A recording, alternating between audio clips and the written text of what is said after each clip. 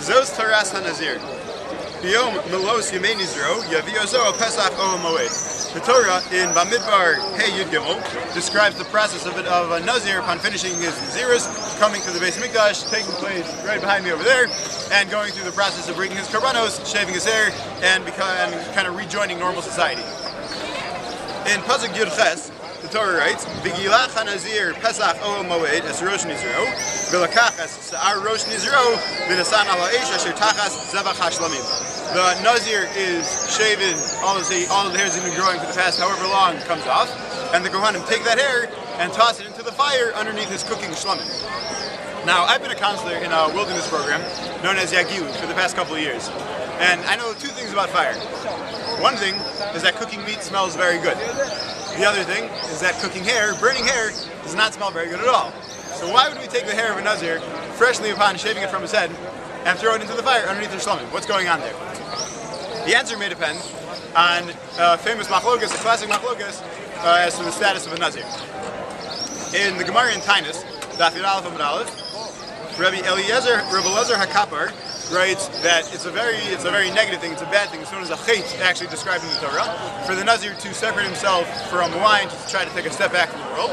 And he's known as a chote, he's known as a sinner, and that's really why he needs to bring a chatas. That's why he needs a kapara for it. Whereas Rabbi Elazar, not a kapar, very similar names, Rabbi Elazar writes that it's actually a wonderful thing, it's a very positive thing. Somebody who's only taken a step back from wine is called a kadosh, also the same parsha that we've been reading from. So it's a great thing to be taking a step back, to try to be a poresh, to try to take a step back from normal, from the world a little bit, from the physical aspects of the world. So how does this break down? If you hold that what the Nazir is doing is a positive thing, like the Rebbe Elazar, what we're telling him to do by taking his hair and tossing it into the fire underneath the shlamim is we're telling him to take the inspiration that he gained from his time as a Nazir and use it for the time where he's rejoined normal society. We don't want him to forget what he's been doing. We think he did a great thing. We should take his hair, we should take his symbol of his Naziris and toss it into the fire of his shlamim, which is the hetfish, which is the kadshe kalim, the hetfish that his karban that he's going to be eating from, that he's going to be enjoying. We want him to put those two things together and really use that for his future.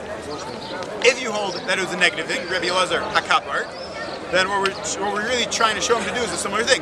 What we're showing him is more of an ideal for this guy. What we're saying is, take your katzim kalim, take your shlamim, and we want you to eat it. Take your Nazir's hair and tell you we're doing a negative thing. We don't want you to do that. We don't want you to take such a step back so far and totally remove yourself from the world. We want you to be involved. We want you to be contributing. We want you to be doing you're not supposed to be taking a step back and holding yourself back from everything that Hashem gave you. So we want you to take this korban shlamim, take your hair, put it into the fire underneath, burn it up, and use it to fuel the burning of this korban shlamim that you're going to be eating from, partaking of, and really enjoying, showing you the correct way that we really want you to be serving Hashem. So it really depends on this machlokas, is the Nazir a positive thing or a negative thing, and that's really how you can figure out what's going on behind the burning of the hair of the Nazir. Just one last interesting point, when the source that Rabbi Elazar uses when he's trying to tell you that a Nazir is positive, he focuses on the word kadosh. This shows up twice in the parsha of the Nazir. The one that he decides to use, though, is kadosh yeh gadel peras sa'ar rosho. The word of kedusha associated with him growing out his hair. Have a good job.